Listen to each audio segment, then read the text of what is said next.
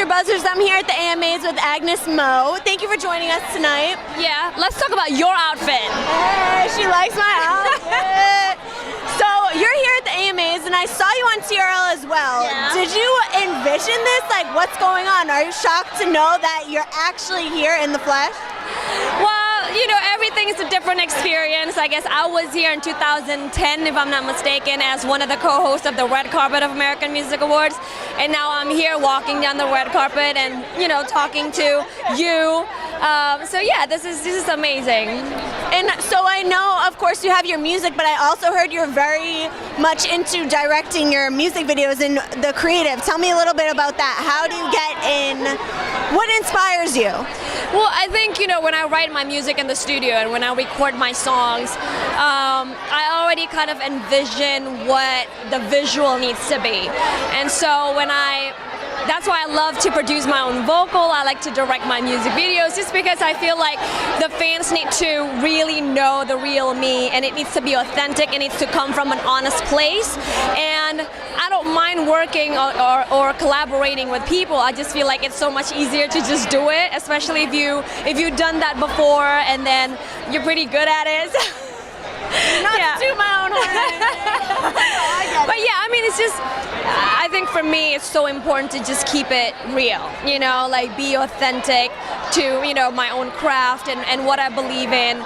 Because, you know, before they can believe in my craft, I have to believe in my craft first. And I think that's what I'm doing. 100%, I love that. You definitely have a vision when you create a song, you want to execute it through the video. Yeah. So now I want to ask you, as a female artist, I feel like it's much different for males and females in this music game, and I actually noticed that a lot of females aren't really up for any awards aside from, you know, their gender specific categories. Why do you think that is?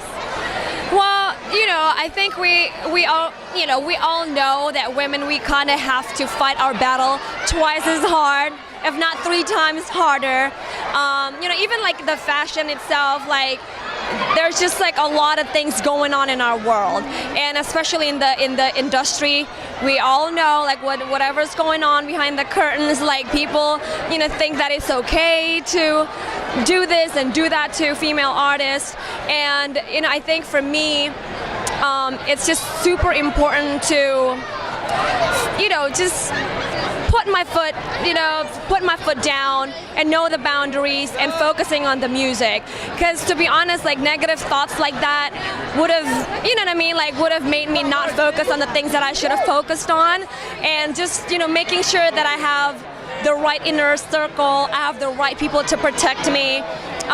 You know, walking into the studio knowing their credibility and knowing exactly if they want to be in the studio because of your music or it's because of something else.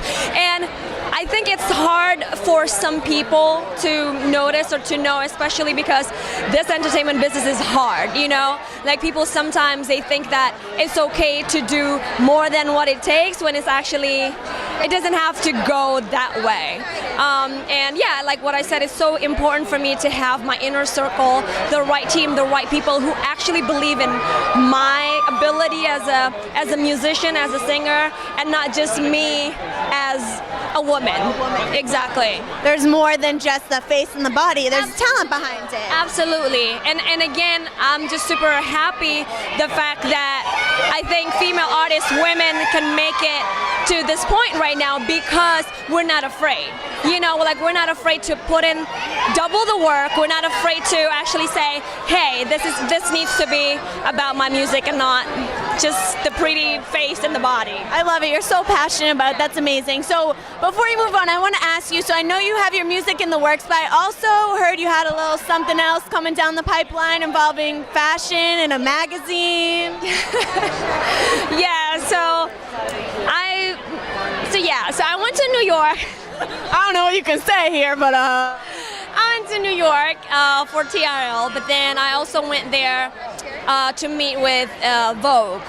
And there's gonna be something exciting coming up with Vogue, and we're gonna do that in the beginning of December. But then I think the fans will want to do something, and we'll see the result or the outcome of that around March, but I can't really say anything else. But Okay, so I'm picking up the March issue of Vogue. So anything else that you want to give us a little plug? Like, what's the newest music that you're working on right now? yeah, so the single that I put out now, it's called Damn I Love You. And the album that I just dropped 10th of October, it's called X, or it's actually 10, but it's the Roman numeral of 10, X. And I'm just super happy the fact that I think this album has been the most authentic and the most honest album I've ever put out. Again, because I've worked with some of the dopest producers who happen to be my closest friends as well. They're like Grammy Award winning producers, but the work ethic is just, you know, about the music. They're about, you know, my craft. You know, so yeah. I mean, it's just, you know, exciting. Danger Nate Hills is one of the producers. Jim Beans is also one of the producers. I mean, as we all know, Danger is, you know, responsible for Justin Timberlake's 2020 album, and you know what I mean. From Jim Beans, from Nelly Furtado to Jennifer Hudson. So you know, like working with them as friends and also as musicians, kind of like